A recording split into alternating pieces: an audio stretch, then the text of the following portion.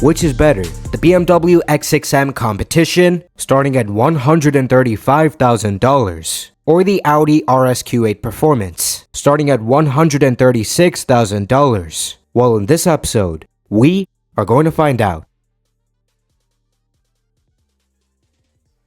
The X6M sits lower to the ground compared to the regular X6, and gets a lot of other design upgrades on the exterior. On the front, it has those same slim headlights. Instead of vertical grille slats, they are horizontal on this vehicle, and it gets a more aggressive looking bumper with bigger air intakes. Down the side, it looks pretty much the same as the regular X6. You can get the brake calipers in different colors, and that sloping roofline looks awesome. And there are more changes on the back. Like the regular X6, it has really slim taillights, but a way more aggressive looking rear bumper. The diffuser is way bigger, and this vehicle has quad tailpipes. The X6M for its size is pretty light. It weighs around 5,500 pounds. And overall it looks amazing. I love the way this car looks. Unlike the standard Q8, the RS Q8 gets more black design elements on the front. The panel around the grille itself, and the logo are all gloss black as standard, but you can also get them in carbon fiber. It also gets a more aggressive looking front bumper with bigger air intakes. These headlights look beautiful and have beautiful animations. Down the side, it gets black trim around the windows and more aggressive looking side skirts. Like the X6M, you can get the brake calipers in different colors. Otherwise, it looks pretty much the same as the standard Q8. On the back, it gets that same beautiful light bar, and the taillights have beautiful animations just like the headlights. Like the front bumper, the rear bumper looks way more aggressive, with a bigger diffuser and exhaust pipes, and vents on both sides of the bumper. However, they're fake on this car. For its size, the Audi RS Q8 is also pretty light. It also weighs at about 5,500 pounds, just a few pounds heavier than the X6M. And overall, I also love how the RS Q8 looks. In my opinion, they both look outstanding.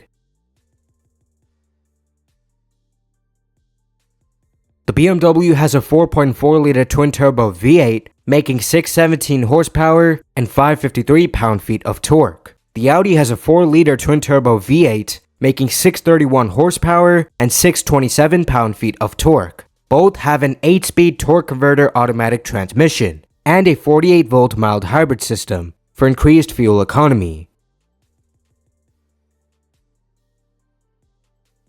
The BMW can go from 0 to 60 miles per hour in 3.7 seconds. Its top speed is limited to 155 miles per hour. The optional M driver's pack will unlock the full 177 mile per hour top speed, and this vehicle can complete the quarter mile in 11.9 seconds. The Audi can go from 0 to 60 miles per hour in 3.4 seconds. Its top speed is also limited to 155 miles per hour. The optional Sport Dynamic Pack will unlock the full 190 mile per hour top speed, and this vehicle can complete the quarter mile in 11.5 seconds. These cars are rapid. The X6M's interior is a beautiful place to be in. The design is clean and elegant. It also looks high-tech with these massive displays and the ambient lighting, which looks awesome at night. Usually BMW's vehicles have excellent interior quality. Their interiors have expensive feeling materials which are solidly put together. It's a wonderful place to be in. The X6M's interior has lots of upgrades over the standard X6, such as the M Sport steering wheel with the M1 and M2 buttons that allow you to quickly enable pre-configured driving modes, an M Sport themed UI, lots of M badges throughout the cabin, a red start stop button, sport seats which hold you better in place with bigger bolsters, and provide more shoulder support. It gets M-colored stitching on the seat belts and other places, the aluminum pedals, and more. For the comfort features, this vehicle has heated seats, the heated steering wheel, front ventilated and massaging seats, wireless charging, heating and cooling cup holders, and rear sunshades. Some of them are included, and some of them are optional. It's very high-tech as well. It gets wireless Apple CarPlay and Android Auto. It receives over-the-air updates. So as you own this vehicle, it gets better over time. You can fit this vehicle with the Bowers & Wilkins Diamond sound system. And it has some cool features such as augmented reality for navigation,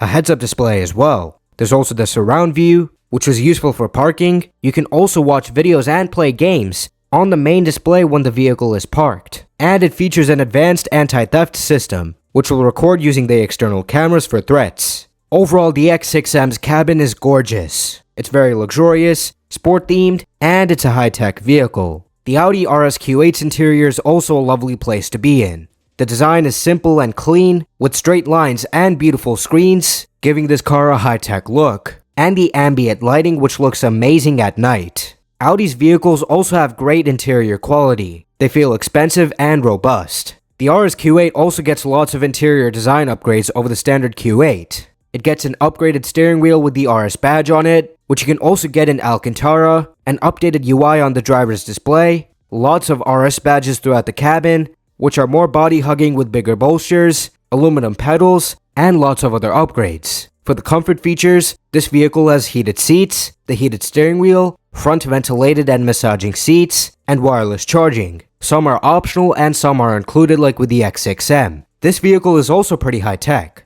It also has wireless Apple CarPlay and Android Auto. You can get this vehicle with a heads-up display. It features a Bang & Olufsen sound system, a 360-degree camera which is useful for parking, and cool features such as night vision assist. Overall, this is a great interior. It's luxurious, sport-themed, however I prefer the interior of the BMW. It looks cooler, and the BMW is a way more high-tech vehicle. Now, how do these cars compare when it comes to practicality? With the rear seats up, the BMW has up to 27.4 cubic feet of space in the trunk. With the rear seats down, the space goes up to 59.6 cubic feet. This car has an impressive towing capacity of 6,000 pounds and a ground clearance of 8.4 inches. The Audi has up to 30.5 cubic feet of space in the trunk, with the rear seats up. With them down, the space goes up to 60.7 cubic feet. This vehicle has an even more impressive towing capacity of 7,700 pounds and a maximum ground clearance of 10.3 inches.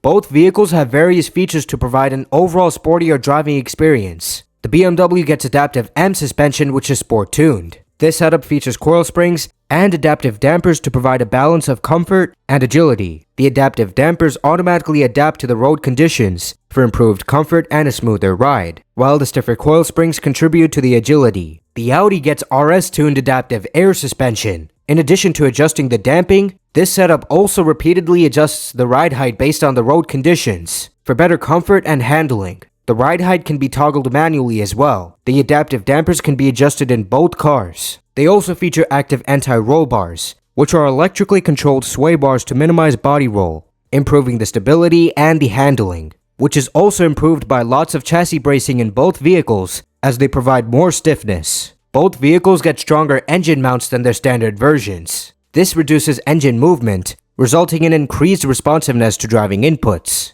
Their gearboxes have been tuned for faster shifts. Both the Audi and the BMW get various features to improve the overall steering. They both have variable ratio steering, which at low speeds makes the steering quicker for a more direct feel, and then makes the steering slower at higher speeds for better stability. However, unlike the BMW, the Audi gets rear wheel steering, which at low speeds turns the rear wheels at the opposite direction of the front wheels. This increases maneuverability by reducing the turning circle. At higher speeds, this feature makes the vehicle more stable by turning the rear wheels at the same direction as the front wheels. These vehicles also have a rear-biased all-wheel drive system for improved handling and reduced understeer. They also get rear torque vectoring, which can distribute power between the rear wheels. It can send full power to the outer wheel with the most grip. This helps with corner exiting traction. The all-wheel drive system combined with the differential contributes to improved traction and overall agility. Over their standard versions, they get increased front track, which results in better grip and stability.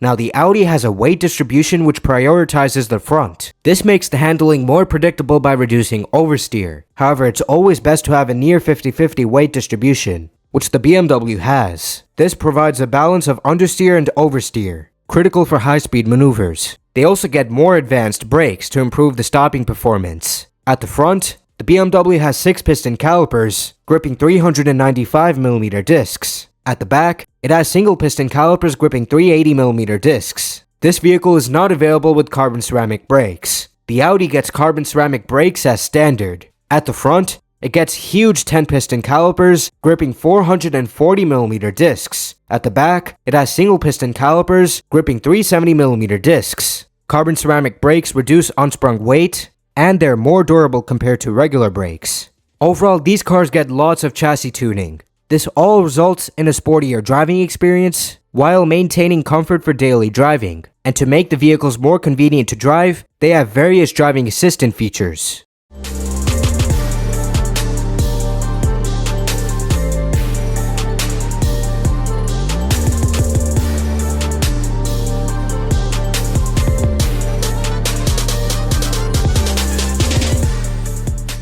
So which is better, the BMW X6 M Competition or the Audi RS Q8 Performance?